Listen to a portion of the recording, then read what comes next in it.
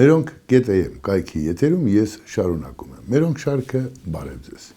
Մեր գործընկերը Fast Bank-ն է, շնորհակալություն Fast Bank-ին։ Եվ այսպես կշարունակենք մի քիչ նախորդ թեմայից հայրենիքը ավերողների հայրենիքը փրկել որոշելուց իշխանություններից մարտահրավերներից։ Նախորդ հաղորդման միտքը մի փոքր շատ կարճ ամփոփեմ, ուրեմն ինձ գրում են օգտատերերից մեկը մի քանիսը, բա որ Չարենցը գրել էր, որ, չգիտեմ, 14 տարեկան տղան լավ է եւ այլն, բա ինչու այդ մասին չեք ասում, խեղճ Նիկոլին եք ասում։ Ժողովուրդ, ուզում եմ ինձ ճիշտ հասկանաք, ես Նիկոլին չեմ ասում, ես հանրապետության վարչապետին եմ ասում, ով իրավունք չունի հայհոյանքով գրել։ Ում ես ասում եմ, եթե այսօր ինչ-որ մեկին կամ 10-ին հայհոյելու համար ձերբակալում եք, այդ ձեզանից են սովորել, երբ գրում էիք, որ ուզում եմ բանամ, երբ գրականությունը, ասում եք դա գրականություն է, դա կոյուղու գրականություն է, ճիշտ է, կաղանքը պարարտանյութ է, բայց գրականության մեջ այն չի գործածվում, չի կարելի գործածել։ Ինչ վերաբերում է Չարենցի գրած ստեղծագործությանը, պատմությունը ձեզ ասեմ։ Չարենցը իր կյանքի վերջում այլևս համարժեք չէր մտածում, այսինքն ադեկվատ չէր Չարենցը։ Չարենցը իրեն մերժող կնոջ հետույքին անգամ կրակում էր։ Չարենցը դեղերի, թմրադեղերի ազդեցության տակ էր։ Եվ վերջում կարող էր նաև իր մտքերը այդպես գրել, բայց Չարենցի այդ մտքերը չեն տպել 30-ականներին, չեն տպել 60-ականներին, 50-ականներին, չգիտեմ։ Վերջում մեր քաջայրերը որոշեցին, որ ինքը գրել է պետքա տպել։ Դրանով երևի ցանկացան Չարենցին սպանել։ Հաստատ չմեծարեցին։ Նիկոլ Փաշինյանը երբ գրում է, որ, չգիտեմ, ուզում եմ B անեմ, S անեմ, N անեմ, կամ ես B եմ զգում ինձ, կամ սաղ B են, ես չեմ կարծում, թե թմրադեղերի ազդեցության տակ է։ Ես ցավում եմ, որ այդպես մտածել է, բայց կարող էր մտածել, բայց դա տպագրության չտալ։ Իմ կռիվը այստեղ է։ Չի կարելի գրել, որ ես ինձ B եմ զգում, կամ B անեմ, կամ սրան M բանից կանեմ եւ այլն, եւ դիմացինից պահանջել, որ իրեն B չասի կամ եթերում չհայհոյի։ Դե կներեք։ Ասում է տաքսին հիշում եք Կարփ Խաչվանքյանն ասում էր տիկին, մեր անկարգությունը գալիս է ձեր անկարգությունից։ Ահա այսպես սեփական օրինակով պիտի ճշմարիտ կեցվածք ունենալ, պարտավոր է։ Նիկոլ Փաշինյանը պարտավոր չէ, բայց վարչապետ Նիկոլ Փաշինյանը պարտավոր է։ Իմ կռիվն էստեղ է, սատանան մանրուքների մեջ է, հավատացեք ինձ, երբ դա դառնում է օրինաչափ եւ սովորական, հետո դա դառնում է մի մեծ աղբ եւ լցվում հանրային դաշտ, ու դու չգիտես ինչ անես այդ աղբի հետ, քանզի ասում են դու եթե բայնա գրած ա, բա այնա ցույց են տալիս, մի քանիսն էլ որ այդ դեպքում պորնոֆիլմն ու պորնոգրականությունը դրանք տարբեր բաներ են, երբ դրանք գրում են ինչ որ շեղված մարդիկ կամ չգիտեմ մատուցում են, իրեն հարգող մարդը սիրում է նայել ֆիլմ, որտեղ սեր կա, զգացմունք կա, եւ ոչ պարզապես այն բանից անոցի, դա ֆիլմ չի, դա ընդամենը անասնական բնազները ներկայացնող մի շարք է, շրջան է,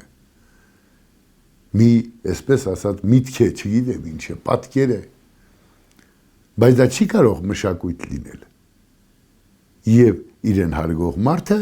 պիտի այդ տարբերությունն իմանա, կներեք, որ նախորդ անգամ այդ կնոջ բանաստեղծությունն նորից կարդացի, ուզեցի ասեմ, թե ինչպես չի կարելի գրել, իմացեք, անգամ կինս ինձ նկատողություն արեց, դե ինչ անեմ, այսպես է կյանքը, եւ այսպես,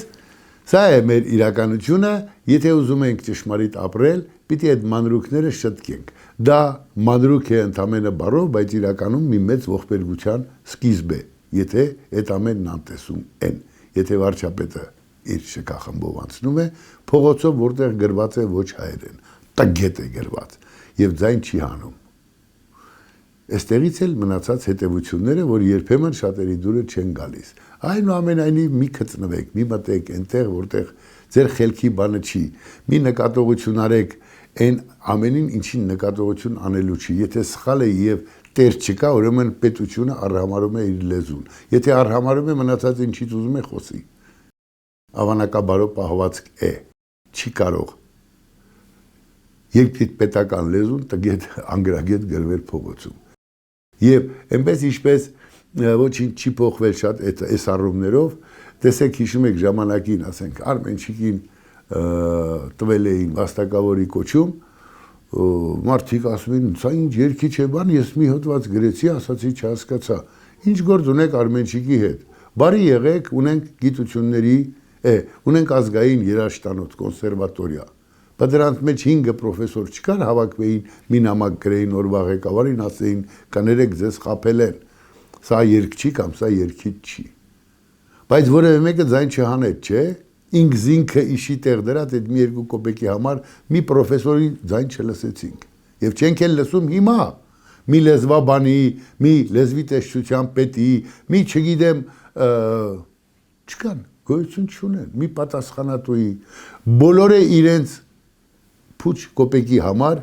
ինքը ապուշի տեղ դրած շարունակում են ապրել, մի քանի ապուշ էլ ինձ ասում են զզվացրիր այդ թեմայով։ Դա իմ թեման չի, ասացի, դա ինձ պետք չի գուցե, ձեզ ձեր երեխեքին է պետք, որ վաղը լակոտ չդառնան անգրագետ, տգետ։ Տգիտությունը չարիք է։ Հախվերդյան Ռուբիկը վերջերս զրուցում է, ասաց, Սուրիկ, հերս ասում էր, իսկ հայրը հայտնի պրոֆեսոր էր, ասում էր, թերի գրագետ մարդը ավելի վտանգավոր է։ Եվ ասում էի դասպերիշ լավ է, Ռուբիկ, որ դու լրիվ անգրագետ ես։ Այ այսպես, հիմի լավ է լինել, չգիտեմ, լրիվ անգրագետ, քան թերի գրագետ և իգզիկը դնել բեցագույի պրոֆեսորի տեղ, ապուշի տեղ, պետք չի։ Պետք չի գրել հայոյանքով մի բան, մյուսներից պահանջել, թե դուք ինձ հենց հայոյեցիք ձեզ կբռնեմ։ Ինչ է շություն։ Մի գրի, քեզանից են սովորել։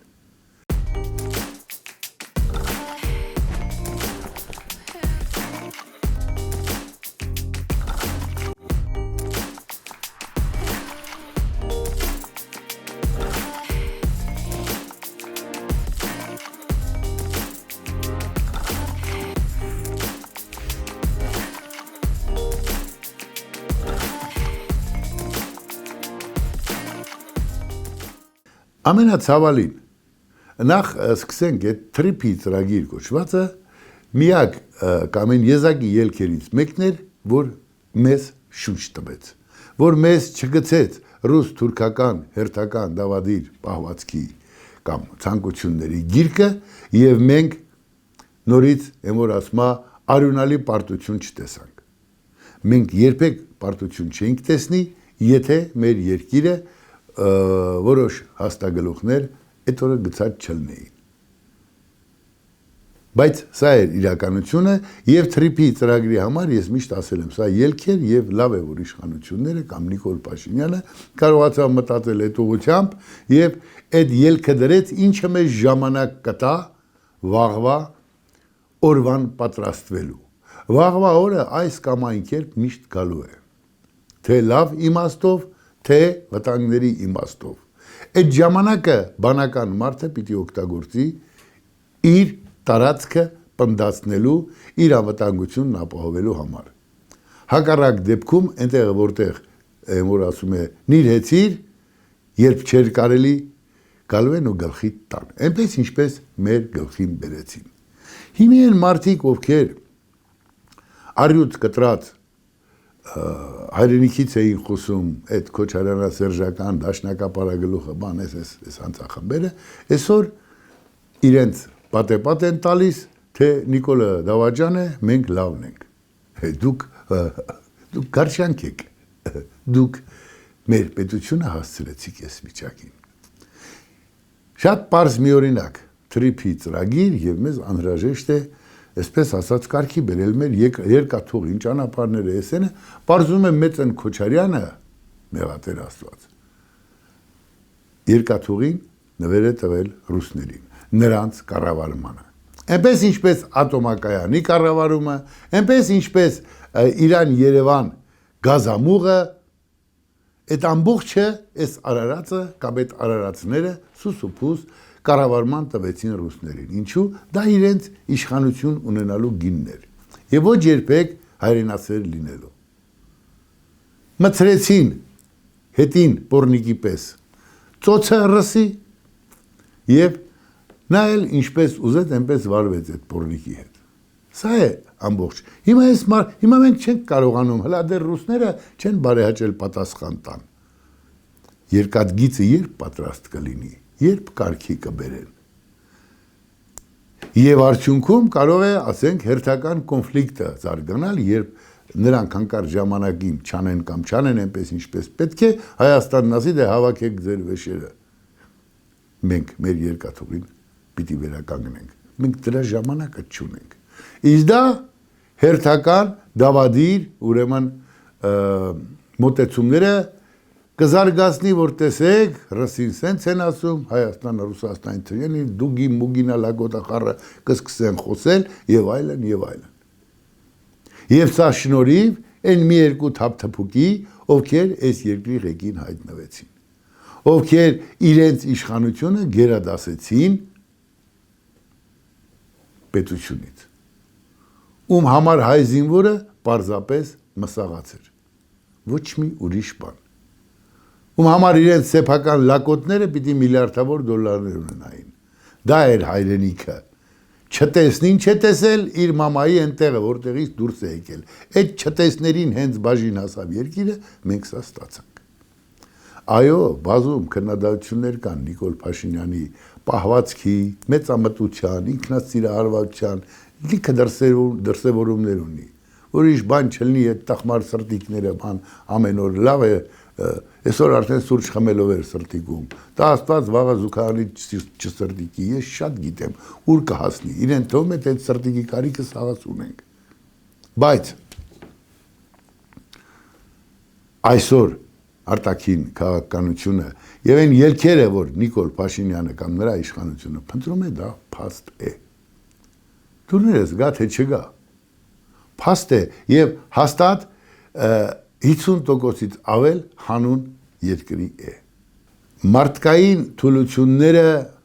այն ինչ մարդկային է, ասում է չի կարող մարդուն խորտ լինի։ Բոլորն էլ ուզում են շատ աշխատեն, լավ ապրեն, շատ փող ունենան, չգիտեմ եւ այլն, բայց կար մի խավ էս երկրում իշխանություն, ով չափ չուներ, կարմիր գիծ չուներ, աշխատում էին այնպես ինչպես աշխատեցին, երկիրը կործանման եզրին հասցրեցին։ Այսօրվա իշխանությունները իրենց դրսևորումներով հանդերձ այնուամենայնիվ դեռ հլա վասն Հայաստանի գործանում են։ Ինչը կարևոր է։ Բաց տեղեր 1000 միլիոն կա, սկսած մշակույթից, էսից այնից, չեն էլ հասկանում մշակույթն ինչ է, ասացի, H2-ով, H1-ով միայն տափակություններ են եթեր հեռարձակվում, 90%։ Շատ եթե կուզենան այդ H1-ի ղեկավարները կարող են գալ, ասեմ ինչն է ապուշություն եւ ինչու, ասեմ ինչպես չպիտի ասեն, հենց իրենց երեսին։ Խնդիր չկա։ Այդպիսի մշակույթ չեն ներկայացնում, այդպիսի երգ չեն ներկայացնում, այս ժան զռռոցները երգ չեն։ Սիրելը լիս չեն ասում, ինչ եթե երկու լա ավել ասես։ Մշակույթի նախարարությունում իշիականջում քնած են, քանի դեռ պահանջող չկա։ Քանի դեռ պահանջող իրեն թույլ է տվել հայոյանքով գրի, մնացածն էլ պիտի հետևեն նրան, գռան գլուխներով։ Եվ ինքը դեռ ինքնախաբեությամբ պիտի ասի դե սա գրականություն է։ Ինչևէ, լրագրողների թեման շարժել պետք չի, ես վերջերս տեսա, չեմ հիշում, ով էր պատգամավորներից, բայց երբ լրագրողը քեզ հարց է տալիս չի թողում պատասխանես, այլևս պետք է արհամարել եւ այդ լրագրողին հարցազրույց չտալ։ Չշարունակել հարցու պատասխանը։ Եթե հարց ես տալիս, նախ հարցիդ որակը պիտի լինի տեղին, բովանդակալից ու կիրթ, ամենասուր հարցադրումը դա չի, որ դու մարդուն հայհոյես, այն է, որ մոտեցնես դրան ու ասես այսպես, արդյոք դա ճիշտ է, առանց վիրավորելու։ Եվ թողես մարդը պատասխանի, մարդը բերանը չբացած, այդ լրագրող կոչվածը սկսում է հետը հավասար խոսել։ Մի ընկեր ունեմ, մի օր կնոջն ասեց, լսի ասեց, այ կնիկ, հո ես քո հետ չեմ ամուսնացել, որ իմ հետ հավասար խոսես, ինձ խանգար ես խոսելուց։ Լրագրողը այդպես չպիտի իրեն պահի։ Հարց ես տալիս, պատասխանը ստացի, հետո ռեպլիկի իրավունք կունենաս։ Բայց մի տեսակ թևերը քշտած, չարացած գալիս էր էմիսարների, լրատվամիջոցների լրագրողները, որ իշխանություններին մրոտեն, սևացնեն, չգիտեմ, ես այն են։ Իշխանություններին պաշտպանելու կարիք չունեմ, ոչ էլ թե դրանով զբաղվում եմ, բայց լրագրողի պահվածքը ճիշտ չի եւ հաղորդման սկզբում հիշեցրի, մեր անկարգությունը գալիս է ձեր անկարգությունից։ Անկարգ մի պահեք։ Այդ գլխավոր խմբագիրները շատ շատերին գիտեմ, անուղեղ չեն, բայց մի անուղեղ մասսա են պահում, գայթակղիչ ու կիսագայթակղիչ արարածների տեսքով, ովքեր գալիս են ու պարզապես դուրս են տալիս։ Ով է ասում, որ դա լրագրություն է, լրատվամիջոց եք, ինչ եք, ով եք դուք։ Այստեղ պիտի չափ լինի։ Այդ չափը պիտի որոշի ամեն, այսպես ասած, խմբագիր իր խմբագրության ու խմբագրակազմի համար։ Եթե այնտեղ ուղեղ չկա, տակ ինչ պիտի լինի։ Ասա ընկերդ ով է, ասեմ դու ով ես։ Տրամաբանությամբ շարժվում ենք առաջ։ Եվ այսպես, առաջիկայում իհարկե ես չեմ ուզում հիմա դեռ չեմ շտապում, հատիկ կանդրադառնանք բոլոր կուսակցություններին, դաշինքներին, բոլոր վարչապետի թեկնածուներին, ով է, որ կուսակցությունը ինչ է ուզում, արդյոք ուզում են։ Այս պահին միով բանիվ ասեմ դրանց 99%-ը իշխանություն են ուզում։ Հայրենիք չեն ուզում, երկիր ու պետություն չեն ուզում, իմ ու ձեր երեխեքի ապագան չեն ուզում, ուզում են իրենց լակոտներն էլ լինեն նախկին իշխանության լակոտների չափ միլիոն ու միլիարդ ունեցող։ Եվ իդեպ դա ուզում են այն նախկինները, ովքեր մեր երկիրը այս դժվար իրավիճակի մեջ հասցրեցին։ Եթե Նիկոլ Փաշինյանը վատն է, ապա էլի նրանք են մեղավոր, որ Նիկոլ Փաշինյանը մեր երկրի վարչապետն է։ Եթե Սուրեն Սարգսյանը վատն է, ապա այդ համակարգն է մեղավոր, որ Սուրեն Սարգսյանի նման մեկը կարող է վաղը հայտ ներկայացնել ու ասենք դառնալ այս երկրի վարչապետ։ Այսպես։ Սա է իրականությունը, բայց մենք, ես կարծում եմ, ծափ ու ծիծաղով, դհոլ զուռնով, ըմբռնելով այս ամեն ինչը, այս մի քանի ամիսն էլ պիտի անցկացնենք։ Հետո որոշները արդեն այն որ ասում է բնական մահով, փոխաբերական իմաստով կմահանան։ Այնուամենայնիվ քաղաքական իմպոտենտների մի խումբ որոշում է կամ հայտ է ներկայացրել, որ այսօր վաղը գալու է Հայաստանում իշխանություն փոխելու։ Դրանց 90%-ից բարձրը քաղաքական անկարողներ են, իմպոտենտներ, ոչ մի բանի պետք չեն, բացի իրենց սեփական եսից ոչինչ չունեն։ Եվ այդ ամենը փաստարկված ես աստիճանաբար հատիկ ձեզ կներկայացնեմ միջև ընտրությունները։ Առայժմ այսքանը, առողջ կացեք, կհանդիպենք։